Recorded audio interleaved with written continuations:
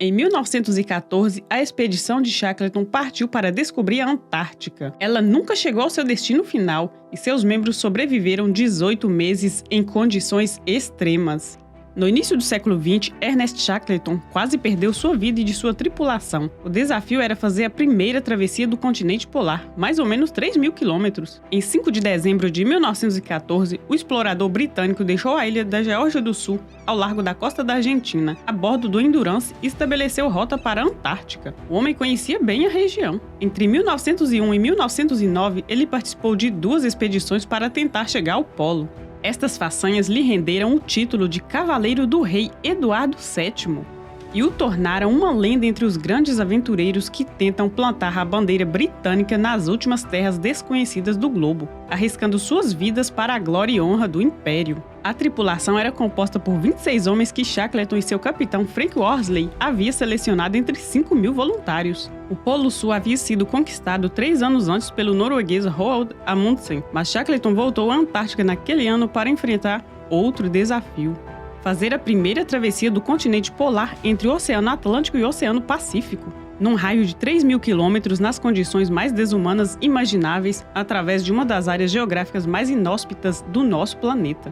O navio de 3 mastros, especialmente construído para a expedição, nunca chegou à costa do continente branco. A partir de 19 de janeiro, 1 mês e meio após sua partida, o mar congelou ao redor do navio, que ficou preso no bloco de gelo flutuante que Shackleton descreveu como um gigantesco quebra-cabeça, cujos fragmentos foram soldados, separados e remontados à mercê das variações de temperatura até 30 graus Celsius negativos e das correntes oceânicas. O navio logo foi imobilizado pelo gelo, em cuja superfície se formou o que os cientistas chamam de flores de gelo. A tripulação, presa neste deserto branco, organizou uma nova vida para si mesma. Todos encontraram algo para fazer. Os marinheiros caçaram focas cuja carne e gordura enriqueceram as reservas alimentares. Os cientistas fizeram várias pesquisas, enquanto o fotógrafo da expedição, Frank Hurley, imortalizou as etapas deste inverno interminável durante 8 meses. Em 15 de junho de 1915, enquanto esperavam pelo descongelamento, a vida continuou a bordo. Felizmente, a carne de foca foi adicionada às reservas alimentares. Em 10 de outubro de 1915, o derretimento finalmente quebra o bloco de gelo e o Endurance tenta abrir caminho através do gelo. A esperança foi de curta duração. No dia 23, o gelo de repente se formou ao redor do casco, que foi submetido a uma enorme pressão. O golpe foi terrível. O navio inteiro foi sacudido e gemia sob a pressão. O navio estava se retorcendo perigosamente. O Endurance estava cercado por blocos de gelo no mar de Weddell. Provisões, equipamentos, cães, trenós e canoas foram apressadamente descarregados sobre o bloco de gelo. Na quarta-feira, 27 de outubro, Shackleton deu a ordem de abandonar o navio. No final de outubro de 1915, o navio foi esmagado pelo gelo. Para sobreviver, a tripulação deverá chegar à ilha mais próxima para encontrar ajuda, que fica a 346 milhas náuticas ou 640 quilômetros. Os 28 naufragados do Endurance não tiveram escolha. Na véspera do Natal de 1915, eles partiram a pé através do gelo carregando 3 canoas e provisões para 42 dias. Shackleton e sua tripulação fizeram algum progresso com muita dificuldade. Cada barco com sua carga e os trenós que carregavam pesavam mais de 1 tonelada. O comboio mal deslizava sobre o gelo instável, esgotando os homens e os cães. Eles tiveram que parar enquanto esperavam por melhores condições climáticas. Todos deveriam permanecer prisioneiros deste campo por 3 meses, que eles batizaram com um humor muito britânico de "o campo da paciência". Apesar de pegar algumas focas e pinguins, o suprimento de alimento estava bem escasso, e com o coração pesado eles tiveram que abater seus últimos cães. Shackleton, que fazia um balanço diário de sua posição, notou com preocupação que o bloco de gelo estava muito quebradiço para os trenós e não suficiente para permitir que as canoas navegassem. Estava os levando implacavelmente para longe da ilha Paulet. No dia 9 de abril, o gelo finalmente se quebrou, revelando canais utilizáveis. Eles conseguiram lançar as canoas e deixar o gelo flutuante. 4 dias depois, os 3 barcos arrancaram dos últimos pedaços do bloco de gelo e se viraram para o mar aberto. Torturados pela fome e pela sede, com bocas inchadas e línguas ardentes, os marinheiros dos 3 barcos traçaram rumo à Ilha Elefante, cuja silhueta eles finalmente viram no horizonte.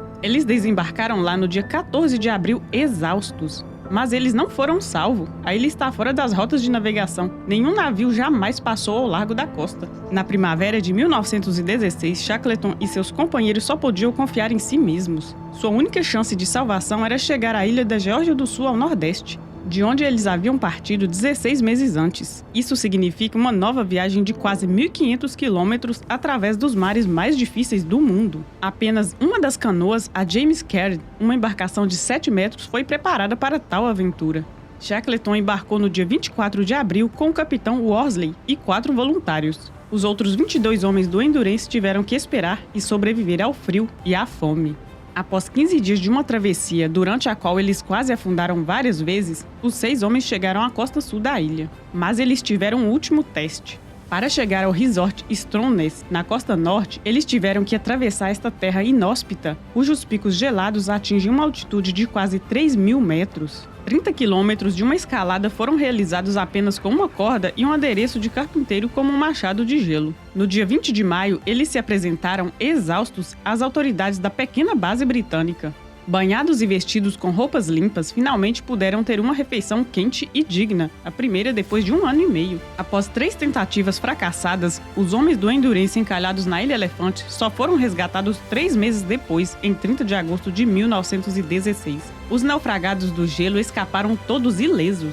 Falhamos, lamentou Ernest Shackleton no final de seu relato. No entanto, ele havia acabado de realizar uma das maiores proezas na conquista dos polos. Pouco mais de um século após o afundamento do Endurance, seu naufrágio, um dos mais famosos do mundo, foi encontrado no início de 2022 na Antártica, a uma profundidade de mais de 3.000 metros.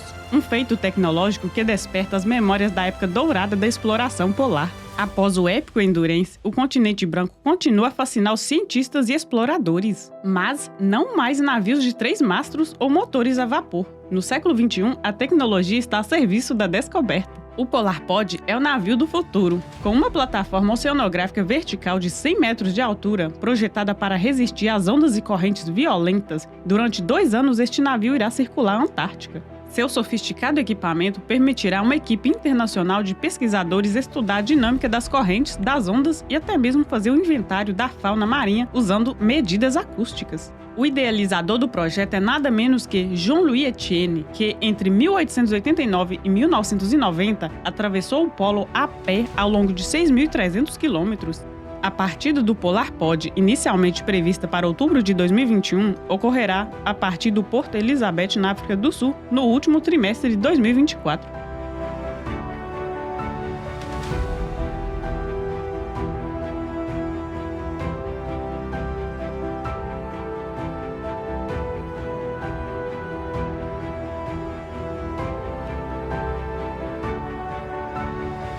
É isso aí, esta foi a surpreendente Odisseia de Shackleton. Obrigado por viver esta aventura comigo e até a próxima!